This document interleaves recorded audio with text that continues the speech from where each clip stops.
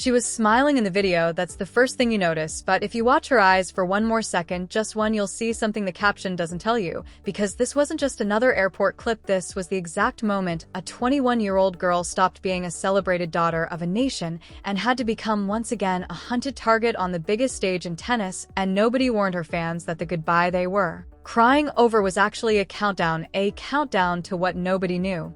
Yet, that's the part that made this video explode overnight. Not the tears, not the suitcase rolling across the terminal floor, not even the quiet wave she gave before disappearing past security. It was the silence, after the silence, of a country realizing their hero was walking straight back into danger, and this time there would be no hometown crowd to catch her.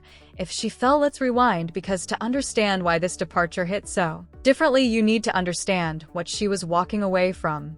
And more importantly, what she was walking toward, because the two are not the same story, they are two completely different versions of the same girl, and only one of them survives what's coming next. Just days earlier, Alex had been untouchable, not in the way athletes usually mean that word untouchable, in the sense that an entire nation had physically surrounded her, wrapped her in flags, chanted her name until their voices cracked, and treated her like she belonged to all of them at once. She'd walked into rooms and watched grown men go silent. She'd been welcomed by the highest halls of power in her country, honored like a returning general, not a tennis player. She'd stood in front of thousands at a mall of all places, an ordinary shopping center transformed overnight into a shrine. People pressed against barricades just to catch a glimpse of her ponytail bouncing past. Brands wanted her face, strangers wanted her signature, children wanted to be her. For nearly 2 weeks, she was less a person and more a symbol, proof that a small nation's biggest dreams could survive contact with the largest stages in the world.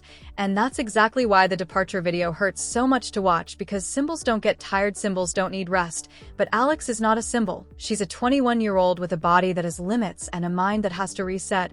And somewhere between the parades and the photo ops, something in her had to quietly, privately brace itself for what was coming, because Harry's the truth nobody said out loud during the celebrations. The moment she landed back home from Wimbledon, the clock had already started ticking on her next war. Grass courts don't wait for you to finish celebrating, neither does Hardcourt, neither does the WTA calendar, which shows no mercy, no pause button, no room for a country to properly say thank you before demanding her body be somewhere else, competing against someone else, defending a ranking that took years to build and could unravel in a single bad week. So when that departure video hit timelines, it wasn't just an airport clip, it was a signal flare. It meant the party was over. It meant somewhere in North America opponents were already studying her patterns, her angles, her tendencies. Because Harry's something most casual fans don't realize: the more famous you become, the more dangerous you become. To hunt every player she now faces is film on her. Every serve she hits, every backhand she leans into, every tendency under pressure, it's all being dissected in hotel rooms by coaches preparing their players to specifically stop her. She is no longer the surprise, she is the target, and that shift from surprise underdog to marked opponent is one of the most brutal transitions in professional sports, because it doesn't just test your skill, it tests your nerve. Can you still play free when everyone expects you to be great? Can you still swing without fear when the whole world is watching to see if you're the real deal or a one-tournament miracle? This is the exact question hanging over every frame of that departure footage, even if nobody explicitly says it. Watch closely and you'll notice she's not just carrying a suitcase, she's carrying expectation, heavy, invisible, relentless expectation. And it doesn't fit in an overhead bin. Now Harry's, where the story gets even more layered, because this isn't a random flight to a random tournament, this is a return to the exact battlefield where her legend first began to take shape years ago, when almost nobody outside hardcore tennis circles knew her name. She made history on this very continent by becoming a junior Grand Slam champion, a teenager who beat girls twice as experienced as her on the same hard courts she's about to step onto again. And more recently, in a moment that stunned an entire tennis-hungry nation watching at 3:00 a.m. on their phones, she became the first player from her country in the professional era to win a Grand Slam main draw singles match, not a junior match, not an exhibition, an actual main draw went on one of the sport's grandest stages. So when people say she's heading into unfamiliar territory, they're wrong. She's heading home, just a different kind of home, not the home with her family's cooking and her childhood bedroom, but the home where her career actually became real, where hard courts first proved she belonged among the elite, and where the ghosts of every doubter who once dismissed her get resurrected the moment she steps back onto that blue surface. And this is where the psychological pressure multiplies, because she's not walking in unranked and unnoticed this time. She's walking in as a top 30 player in the world, someone who just weeks ago produced one of the most electrifying runs of the entire Wimbledon fortnight, taking down a defending champion in front of a stunned crowd that had to slowly, reluctantly accept they were witnessing history. That one didn't just boost her ranking. It rewired how the entire tour sees her before opponents underestimated her. Now they fear her. Before, she played with nothing to lose. Now every single match carries the terrifying, exhilarating weight of proving it wasn't luck. Let that sink in for a second, because this is the emotional core of everything unfolding right now. She has to relearn how to compete without the freedom of being unknown. That freedom is gone forever. It doesn't come back. And what replaces it is far more dangerous, far more mentally exhausting, because now every match is a referendum on whether she's a genuine top-level threat or a spectacular but temporary story. The tour is about to test her in ways her home country celebration never could. First stop, a tournament in the American capital, where the draw sheet reads like a murderer's row of Grand Slam champions and seasoned veterans who have broken hearts on this exact surface before she'll step into the singles bracket, knowing any name pulled next to hers could end her tournament in straight sets. But there's a twist buried in this leg of the journey that fans could not stop talking about the second broke. She is reuniting on the doubles court with one of the most legendary names to ever hold a racket, a 7-time Grand Slam singles champion, a 14-time Grand Slam doubles champion, a living piece of tennis history who has decided out of everyone on tour to share a court with her again. Think about the psychology of that for a moment. This isn't a courtesy pairing. Legends don't partner with players they don't respect. When someone with that level of dominance chooses to stand across the net beside a 21-year-old, it sends a silent thunder message to the rest of the locker room. She belongs here, but it also raises the stakes even higher, because now she's not just playing for herself, she's playing beside a legacy, absorbing lessons in composure and killer instinct in real time under a spotlight that magnifies every mistake and every flash of brilliance. And if you think the pressure eases after that tournament, it doesn't. It compounds, because right after the capital, she's scheduled into back-to-back Masters-level tournaments in 2 brutal cities, tournaments where nearly every elite player in the world's top rankings converges at once, tournaments where a single week can feature 4 or 5 matches against 4 or 5 completely different playing styles, big servers, aggressive baseliners, crafty veterans who've seen every trick in the book and have 3 of their own. You've never encountered this is where careers are truly tested, not in the glow of a hero's welcome, but in exhausting grind of match after match, city after city, opponent after opponent, with almost no time to recover physically or emotionally between them. And underneath all of it lies the true finish line. Everyone is quietly building toward the US Open, the tournament that means more to her than perhaps any other stage on earth, the place where her name first echoed as a rising junior champion, the place where history was rewritten in her favor. Just last year, she'll even step onto the sport's most iconic stadium court weeks before the tournament even begins, part of a special showcase event celebrating the biggest stars heading into the summer's grand finale, a preview of just how large her presence in this sport has become. So, when you watch that departure video again, knowing everything that's coming, it hits completely differently, doesn't it? It's not sad anymore, it's electric. It's the calm before an emotional and physical gauntlet unlike anything she's faced before, a stretch of tournaments that will either cement her as one of the most dangerous rising stars in the sport or expose just how brutal the climb to true elite status really is. And race the part almost nobody is talking about, the part hiding quietly underneath all the excitement. Hardcourt is supposed to be her best surface, not clay, where footwork and patience dominate, not grass, where bounce is unpredictable and matches can be decided by inches and instinct. Hardcourt, the controlled, predictable, high-speed battlefield where her left-hand game, her sharp angles, her explosive first-strike tennis are all designed to thrive. This is supposedly where she's most dangerous. This is where analysts whisper that her ceiling is highest, which means the next several weeks aren't just another stretch on the calendar, they're the ultimate test of potential versus reality.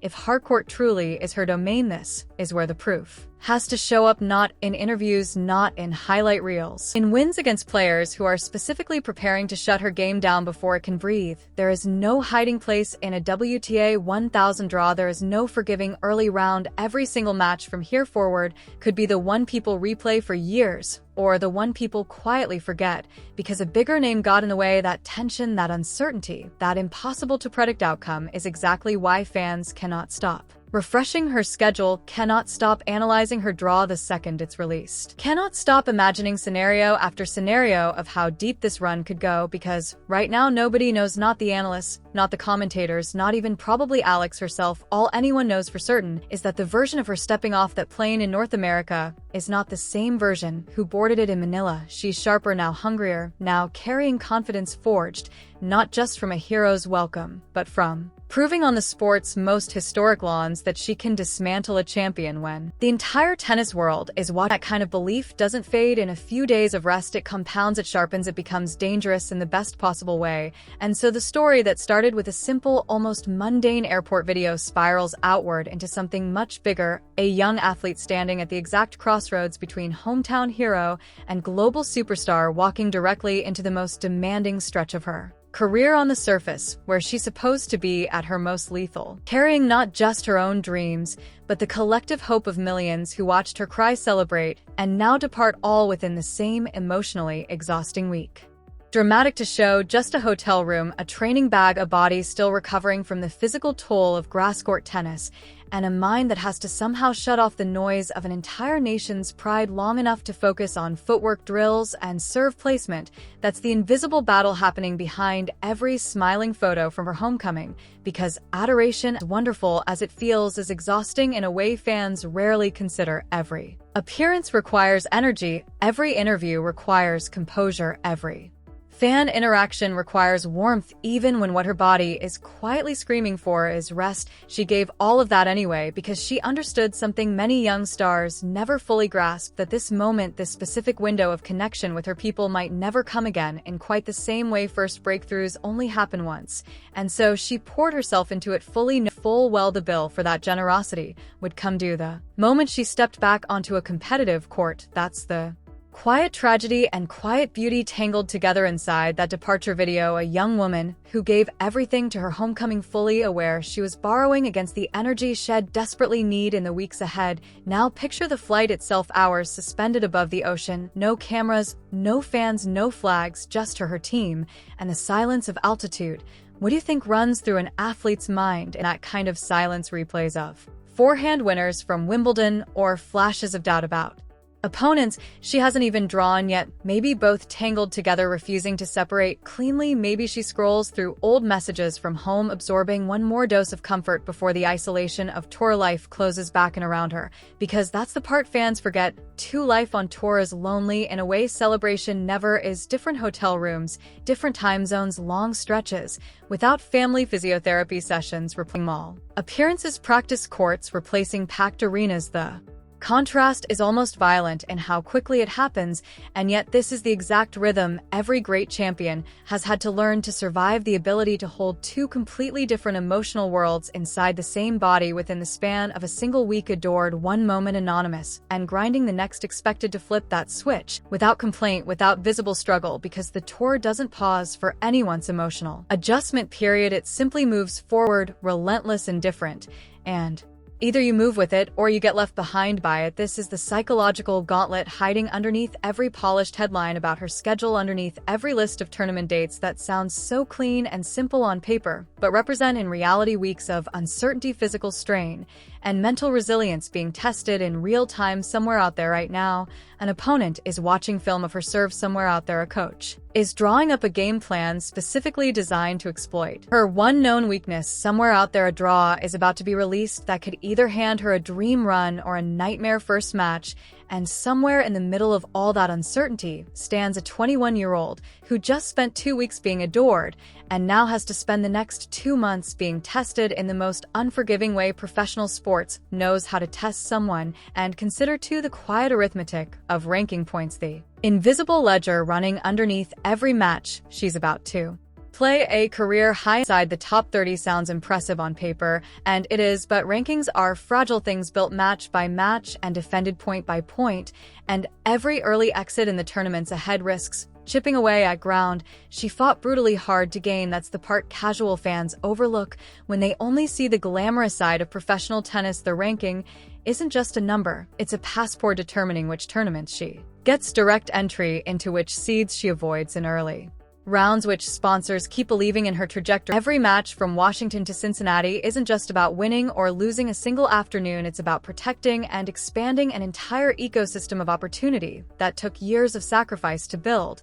And layered on top of that financial and competitive pressure is something even heavier: the emotional weight of representation. When she steps onto those hard courts, she isn't just playing for herself, she's playing as proof, living proof, that a nation without a deep modern tennis tradition can still produce a genuine contender on the world stage. Every young girl back home who picked up a racket for the first time after watching her Wimbledon run is now, whether Alex asked for it or not, tethered emotionally to what happens next. A deep run inspires a new generation, an early exit, however unfair the judgment might be, risks planting doubt in exactly the same young minds that only weeks ago were convinced anything was possible. That is an extraordinary amount of weight to carry onto a tennis court, and yet she has to somehow compartmentalize all of it, block it out point by point, because tennis at its core punishes distraction mercilessly. One lapse in focus, one moment spent thinking about legacy instead of the ball crossing the net, and the entire match can slip away in minutes. This is exactly why that departure video refuses to leave people's minds. It wasn't goodbye, it was ignition. The homecoming gave her love, the road ahead will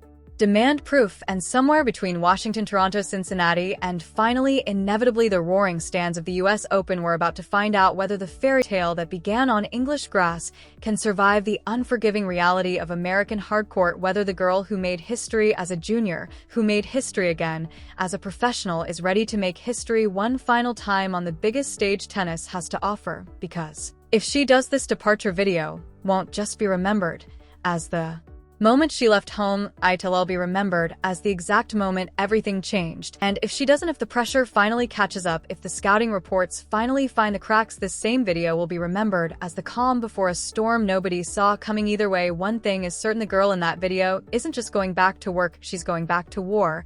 And this time the whole world is watching to see who wins. If you enjoyed this story and want more in-depth updates like this, subscribe to Tennis Diaries, turn on the notification bell, like this video, and share your thoughts in the comments. Thanks for watching, and we'll see you in the next video.